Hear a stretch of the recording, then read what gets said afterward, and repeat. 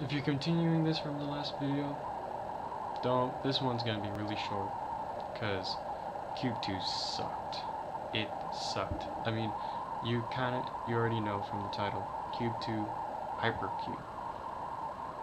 What's so hyper about it? And, you know, I saw it once. I saw a little bit of it after that, just to get it kind of feel like what I just watched. I don't know what went wrong, because basically what I heard from was like after the first Cube came out, the director got sort of negative feedback from. Oh, by the way, the director of the first Cube went on to make Splice. Anyways, sorry, that's irrelevant. So the director got a lot of flack for not giving the audience like a happy-ish kind of ending where the outside the cube is more obvious. Here, they focus more on what's on the outside than the inside, which kills it. I mean, it looks like the cube, but it just kills everything that made the first cube good. Like, first off, it's not a cube, it's a hypercube, because there's a fourth dimension. And I'm thinking, time? No. Time is just one factor. There's like all sorts of factors being messed up. It's not even a cube sometimes. It's more like a mishmash of time and space being destroyed. And I don't know, this movie's just a mess. Like, things were happening for no reason. And okay, let me start from the start. Same basic plot. People wake up, and instead of like the usual, like the traditional like prison clothes they get with their name on it, just gray clothes with their name, they stay with their same clothes, which is weird.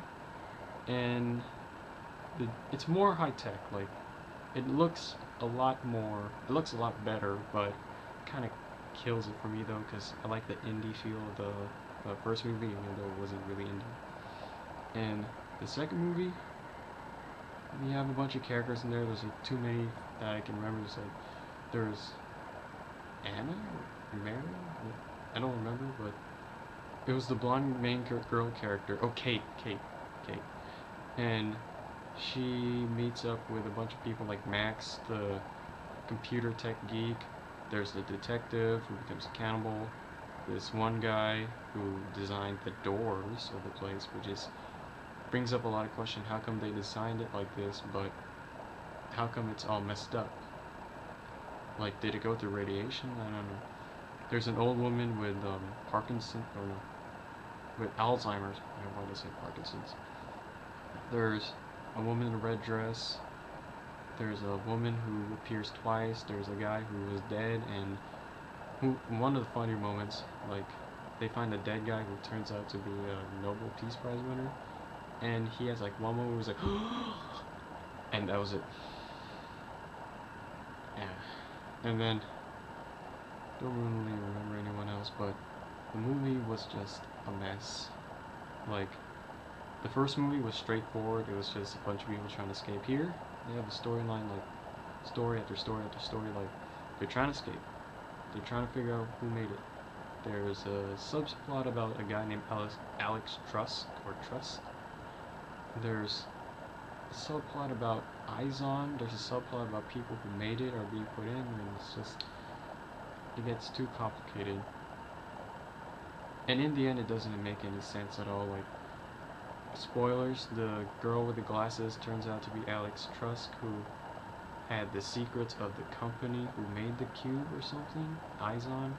And turns out Kate was a double agent, but then she gets shot in the end, which means, like, why did she take the job in the first place? And because it looked like she knew that she was gonna get shot at the end. I just don't know. They messed up real big in this movie.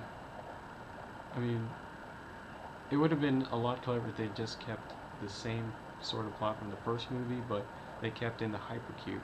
This time, the cube is 4 dimensions.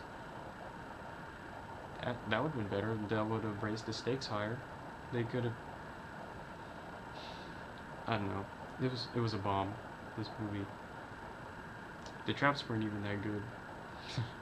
I mean, if you like gore and all, the traps weren't that good, so you're doubly fucked.